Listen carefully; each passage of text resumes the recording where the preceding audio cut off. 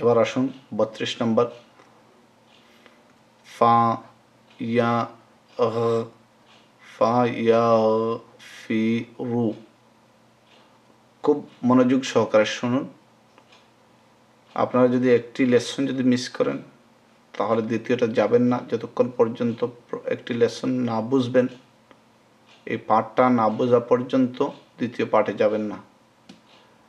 ফা ইয়া ফি রু লি মা, এখানে দেখুন মান, তো এখন মান আমি বলবো না, আমি সোজা এটার উপর দিয়ে আওয়াজটাকে ইয়াতে নিয়ে যাব, ইয়া ফেনেটিক্যাল সাউন্ড, প্রথমে সাকিনের সাউন্ডে নিয়ে যাব, লি মাই, এরপরে বলবো আ, ইয়া, এই চিহ্নটা দ্বারা অনেক লম্বা হবে, 4 আলিফ, শা উ ওয়া ইউ আদি। এটা হরফের উপরে দেখতেছেন, তো সেজন্য আপনি মনে করতে পারেন যে এখানে হরফের উপরে যেহেতু আছে তাহলে এটা জবর হবে। আসলে এটা কখনো যদি তাসদিদওয়ালা হরফ যদি পান আর সেই হরফের উপরে যদি তাসদিদ থাকে, তো হরফ আর তাসদিদের মধ্যখানে যদি থাকে তাহলে এটা জবর ধরবেন না, এটা মনে করতে হবে জের। তো বাংলাদেশ থেকে যেগুলো ছাপানো হয় সেগুলোর মূলত সবসময় জের তাসদিদের উপরে থাকে বা হরফের উপরে থাকে, কিন্তু কোনো কোনো কোরআন মজিদে এই তাসদিদের নিচে দেওয়ার অর্থ হচ্ছে এটা জেরের আওয়াজ হয়। আযি ইউআযিবু মান ইয়াশা,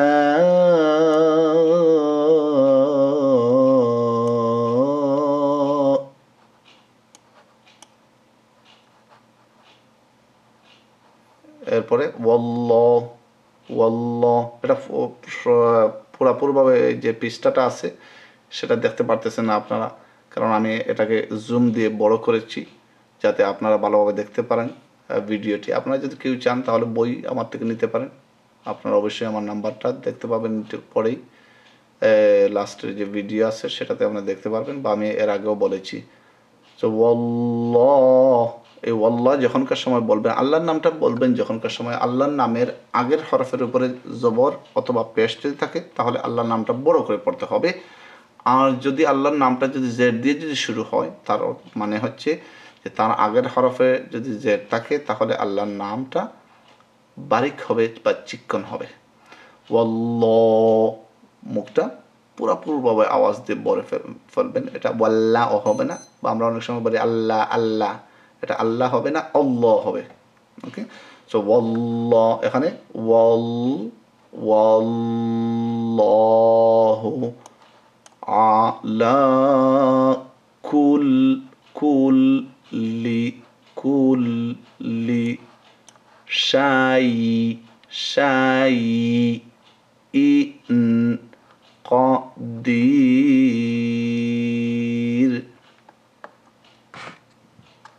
তো শাই ইন, মাউসের দিকে খেয়াল রাখবেন, কদির। তো এখানে যে যে হরফটি আমি এখানে সাকিনের আওয়াজ দিয়েছি তার কারণটা হলো কাদিরুন, এখানে আমি রুন না বলে আমি বলছি র, তার কারণটা হচ্ছে শেষের লেটার হয়েছে, 2 পেশওয়ালা অথবা 1 পেশওয়ালাও হলেও সেটা সাকিনের আওয়াজ দিতে হবে। আর যেই হরফটি আপনি সাকিনের আওয়াজ দিবেন তার আগে যে লম্বার চিহ্ন থাকবে সেটাকে আপনি থামলে কিন্তু আপনি 3 আলিফ পর্যন্ত লম্বা করতে পারেন, এটার মধ্যে আরজি বিশ্বকুন তাজউইদের ভাষায় বলা হয়। আর যদি আপনি যদি না থামেন, পরের আয়াত যদি আপনি এর এক শ্বাসে যদি পড়ার যদি ইচ্ছা হয় তাহলে 1 আলিফের জায়গায় আপনাকে 1 আলিফই করতে হবে, 2 আলিফ 3 আলিফ করা যাবে না।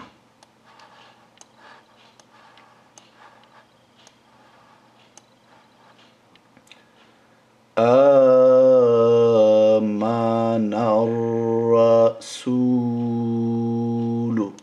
এগুলো হচ্ছে সূরা বাকারার শেষের আয়াতগুলো।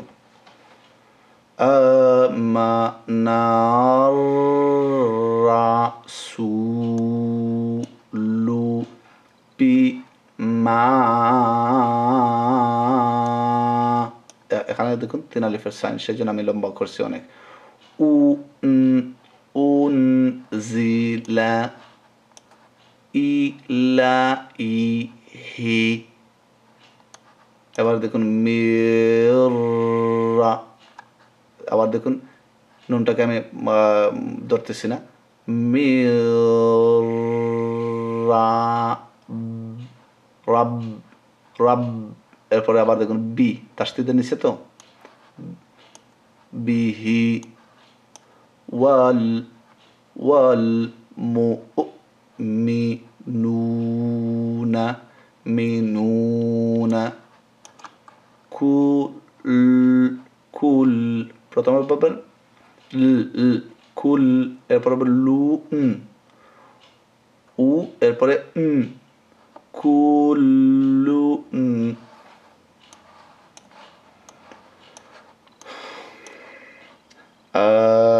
আমানা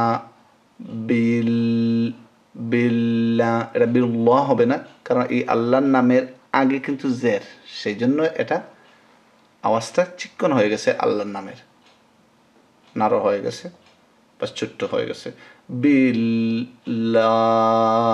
বিল্লাহি ওয়া মা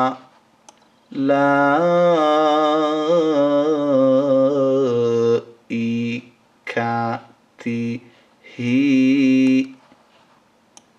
ওয়া কুতুবিহি ওয়া রুসুলিহি। জেরো আছে, আবার এক হারিফ লম্বার খারাজের যেটাকে বলা হয়। তো এখন খারাজের আওয়াজ করতে হবে, আপনি জেরের আওয়াজ করবেন তবে লম্বা করতে হবে। লা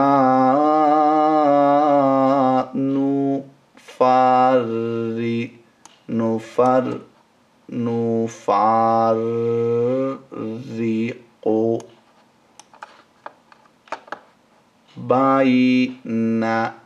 বাইনা আহা।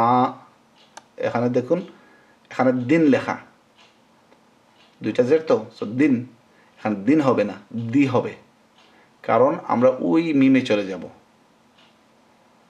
আর গুন্না করতে হবে। মিম এবং নুনের উপরে তসদিদ থাকলে গুন্না করতেই হবে। তো গুন্নাটা কি, যে আওয়াজটা নাক দিয়ে আসে আর কি, সেটাকে আমরা গুন্না বলে থাকি এবং একটু লম্বা করতে হয়। আহা দি মিন, এটাই আমি গুন্না করলাম। তো দিন হবে না, দিম দিম।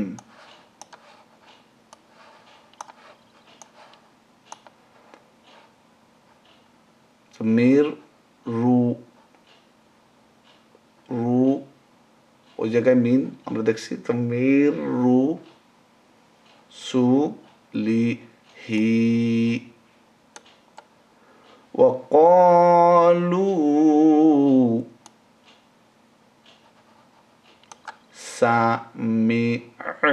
সামি'না ওয়া আতা'না وأطعنا غفرانك ربنا এখানে আলিফ আবার হামজা কেন? কোনো কোনো কোরআন মাজিদে আলিফ আর হামজা একসাথেই দেওয়া হয়, আলিফ আর হামজা একই, তো শুধু হামজা হবে না, কখনো দেখবেন আলিফ এবং হামজা একসাথে। ওয়া লাইকাল, এখানে দেখুন ওয়া লাইকাল মাসির।